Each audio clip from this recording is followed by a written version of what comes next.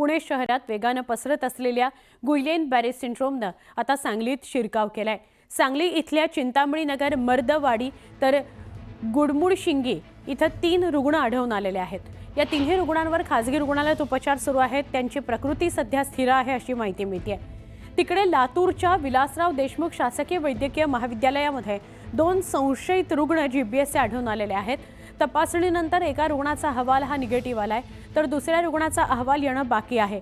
जुलाब होणे, ताप येणे ही या आजाराची प्राथमिक लक्षणं आहेत।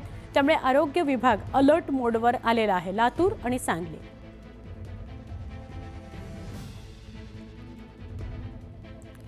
हा गुइलेन बॅरे सिंड्रोम अर्थात जीबीएस आजारानं पुण्यात अक्षरशः थैमानच घातलेला आहे।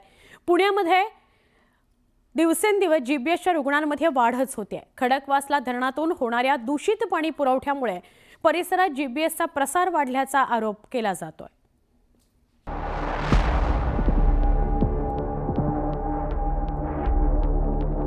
खडकवासला भागातील गावांमध्ये सध्या जीबीएस रुग्णांच्या संख्येत कमालीची वाढ होताना दिसते। खरं तर ही गावं 2 वर्षांपूर्वीच पुणे महानगरपालिका हद्दीमध्ये समाविष्ट केली गेली, पण झेडपीची आरोग्य सेवा अद्यापही मनपाकडे हस्तांतरित झाली नसल्यानं या गावांना विहिरीतून आजही रॉ वॉटर अर्थात अशुद्ध पाणी पुरवठा होतोय। याच अशुद्ध पाण्यामुळे जीबीएस रोगाची साथ पसरल्याचा आरोप इथल्या स्थानिक नेत्यांचा आहे। गेले बरेच वर्ष आम्ही रॉ वॉटर आहे, हे काही फिल्टर वॉटर नाहीये आणि पाणी दूषित आहे याचा आम्ही तुम्हाला नमुना पण देऊ शकतो। डीएसके विश्वमध्ये आम्ही हे पाणी दूषित आहे याचा एक नमुना आम्ही जे पुण्याचे देशपांडे केमिस्ट आहे त्यांच्यावर तो नमुना दिला होता। त्या नमुन्यामध्ये पूर्णपणे आळ्या आहेत, बॅक्टेरिया आहेत संपूर्णपणाचे, आणि त्याच्यावर आपण जी पावडर टाकून ते पाणी स्वच्छ करून देतो ते पाणी सुद्धा दूषित आहे। त्या पाण्याचा वेगळा असा वास पण येतोय आणि ते पाणी पूर्णतः दूषितच आहे।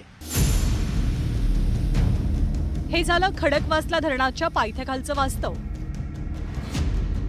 पण धरणाच्या बॅकवॉटरमध्ये तर आजही आजूबाजूच्या सोसायटी, फार्म हाऊसेस, हॉटेल्स तसंच कंपन्यांचं ड्रेनेजचं मैलायुक्त सांडपाणी विना प्रक्रिया सोडलं जातं। त्याचाच हा धडधडीत पुरावा पहा।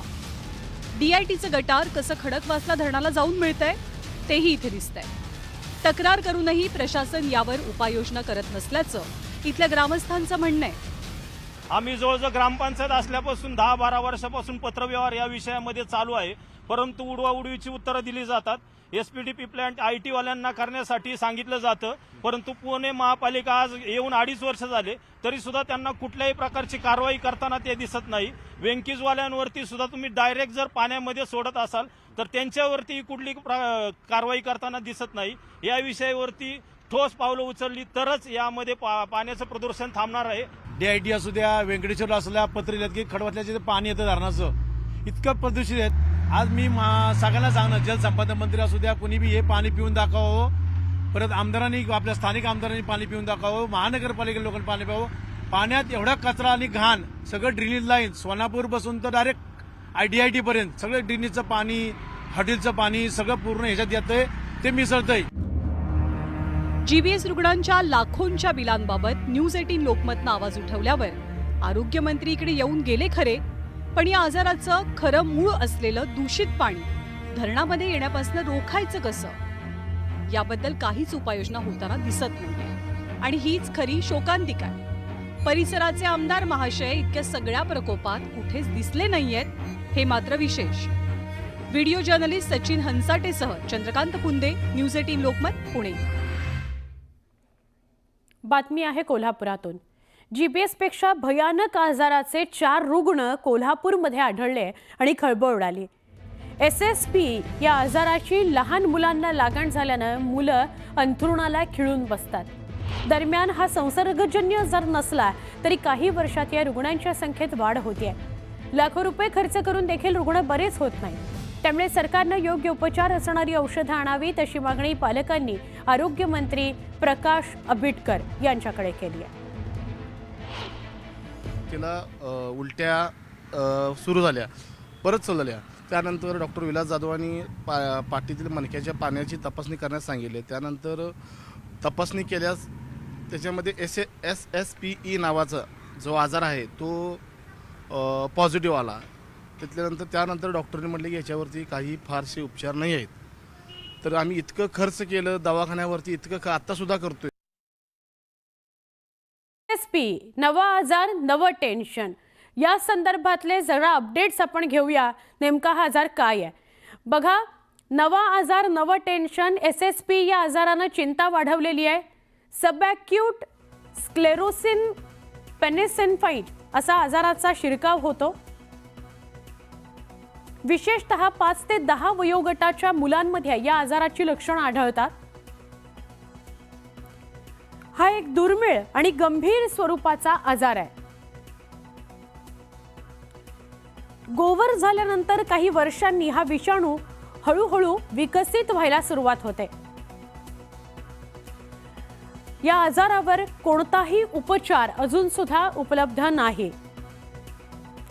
आमचे प्रतिनिधी ज्ञानेश्वर साळोखे यांच्याशी आपण या सगळ्या संदर्भात संवाद साधूया.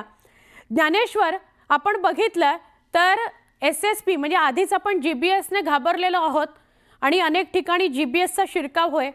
त्याच वेळेला आपण SSP विषयी कोल्हापुरातून बातमी ऐकतोय. काय नेमकी अधिक माहिती? सुवर्णा, खरं तर SSP नावाच्या या आजारामुळं अनेक पालकांची चिंता वाढल्याचं पाहायला मिळते. गेल्या काही वर्षापासून हा आजार झपाट्याने वाढताना पाहायला मिळते. विशेषतः लहान मुलांच्या मध्ये हा आजार आहे तो दिसून येतोय. आम्ही ज्यावेळी डॉक्टरांशी या संदर्भात माहिती घेण्याचा प्रयत्न केला त्यावेळी गोवर विषाणूमुळे हा आजार होत असल्याचं प्राथमिकदृष्ट्या डॉक्टरांना आढळून आलेलं आहे. त्यामुळे गोवरची जी लस दिली जाते ती प्रभावी ठरते का, हा प्रश्न या निमित्तानं उभा ठाकताना पाहायला मिळतोय. यावरती सध्या तरी कोणत्याही पद्धतीचे उपचार नाही आहेत आणि त्यामुळे डॉक्टरांना केवळ या लहान मुलांना त्यांचं जे टेन्शन आहे किंवा त्यांचं जे दुखणं आहे ते कमी करण्याचा तेवढाच प्रयत्न आहे तो डॉक्टर करताना पाहायला मिळतात. मात्र ही मुलं 1.5 ते 2 वर्ष केवळ जगतात आहे आणि त्यानंतर ती मृत्यूला सामोरं जातात. त्यामुळे डॉक्टरांनी सुद्धा सध्या यावरती हात टेकल्याचं पाहायला मिळते. त्यामुळे पालकांची मोठी चिंता आहे ते या आजारानं वाढल्याचं पाहायला मिळते आणि पालकांनी या संदर्भातले उपचार आहेत ते मोफत करावेत अशा पद्धतीची अपेक्षा आहे ती सरकारकडे केलेलं आहे. कारण अनेक पालकांना या मुलांच्यावरती उपचार करणं आहे ते जिकरीचं होऊन बनलेलं आहे. कारण एक व्हॅक्सिन आहे ते त्यांना सध्या द्यावी लागते. ते 16 ते 18,000 या रुपया दरम्यानची आहे आणि ती सलगपणे काही दिवस द्यावी लागते तरच या मुलांना काहीसा दिलासा मिळतो. मात्र एकूणच यावरती प्रभावी अशी उपचार पद्धती कोणत्याही पद्धतीची नाही. त्यामुळे वारंवार हे सगळे पालक आरोग्यमंत्र्यांच्याकडे मागणी करतायत की या संदर्भातली उपचार पद्धती विकसित करावी, व्हॅक्सिन आहे ते विकसित करावे आणि या नव्या आजाराला आहे ते तोंड आहे ते सरकारनं द्यावं अशा पद्धतीची अपेक्षा करताना पालक पाहायला मिळतात. मात्र सगळ्या डॉक्टरांनी या संदर्भात हात टेकल्याचं पाहायला मिळते. राज्यामध्ये अनेक रुग्ण या संदर्भातले पाहायला मिळतात. लहान मुलांना विशेषतः याची लागण होत असल्यामुळे डोळ्यात देखत आहे ते पालकांना मुलांचे मृत्यू आहे ते बघण्याची वेळ आलेली आहे आणि त्यामुळे राज्य सरकारने या संदर्भात आता भूमिका घेण्याची गरज आहे आणि या संदर्भात योग्य ते औषध प्रणाली विकसित करण्याची गरज आहे ती दिसून येते. सुवर्णा, नक्की धन्यवाद. आपण सविस्तर माहिती दिली त्याबद्दल. हा नेमका आजार काय आहे याबाबत डॉक्टर विलास जाधव यांच्याशी देखील आमचे प्रतिनिधी ज्ञानेश्वर साळोखे यांनी संवाद साधला. त्यांच्याकडनं जाणून घेण्याचा प्रयत्न केला की नेमका SSPE हा आजार काय आहे. आपल्यासोबत कोल्हापूरचे डॉक्टर आहेत त्यांच्याकडून या संदर्भातली माहिती घेऊया.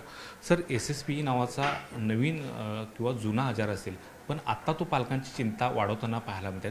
काय नेमकं यामध्ये होतं, काय याची हिस्ट्री आहे? SSP तसा जुना आजारच आहे, फक्त जरासं त्याचं प्रमाण वाढताना दिसतंय. तर त्याचं कारण शोधायचं चालू आहे, कशाने वाढायला लागले. बऱ्याच वेळा काय होतं की एखादी साथ येऊन गेली की काही आजार डोकं वर काढतात. कारण हा तसा म्हटलं तर प्रतिकारशक्तीशी निगडीत, जसं GBS तुम्ही आत्ता सांगितलं की प्रतिकारशक्तीशी निगडीत आहे, तसंच SSPसुद्धा थोडाफार प्रतिकारशक्तीशी निगडीत आजार आहे. हा आजार GBSची अगदीच तुलना म्हटलं तर हा तसा प्राणघातक म्हणू शकतो आपण जास्त, पण खूप कमी प्रमाणात, सुदैवानं खूप कमी प्रमाणात आढळतो. प्रत्येक आता मला जर तुम्ही विचारलं तर आज गेल्या 20 वर्षात मी फक्त 14 केसेस बघितले आहेत, 14-15 केसेस. पण आत्ता ह्या एक 2-3 वर्षात नक्कीच जरा जास्त आहेत. जवळजवळ 8-9 केसेस आत्ताच ह्या 2-3 वर्षात दिसत आहेत. खेळतं बाळ असताना काही महिन्यातच ते अंथरुणाला खिळून पडल्याचं पाहायला मिळते या आजारामध्ये. हो, दुर्दैवानं असंच होतं. सगळी मुलं चालतात, बोलतात याच्या अगोदर, हा आजार व्हायच्या अगोदर, आणि नंतर मग हळूहळू चालणं, बोलणं लक्ष देणं बंद होतं, झटके यायला चालू होतात. पण त्याला काय म्हणू आपण, दुर्दैवच म्हणू. ही जी लहान मुलं अंथरुणाला खिळून पडत आहेत त्यांना यापासून सुटका व्हावी, अशा पद्धतीची उपचार पद्धती अंमलात आणावी, अशा पद्धतीची अपेक्षा पालक करताना पाहायला मिळतात. राज्य सरकार आणि केंद्र सरकार याबाबत आता काय निर्णय घेते हेच पाहणं महत्त्वाचं असेल. व्हिडिओ जर्नलिस्ट संदीप पाटीलसह ज्ञानेश्वर साळुंखे, न्यूज 18 लोकमत, कोल्हापूर.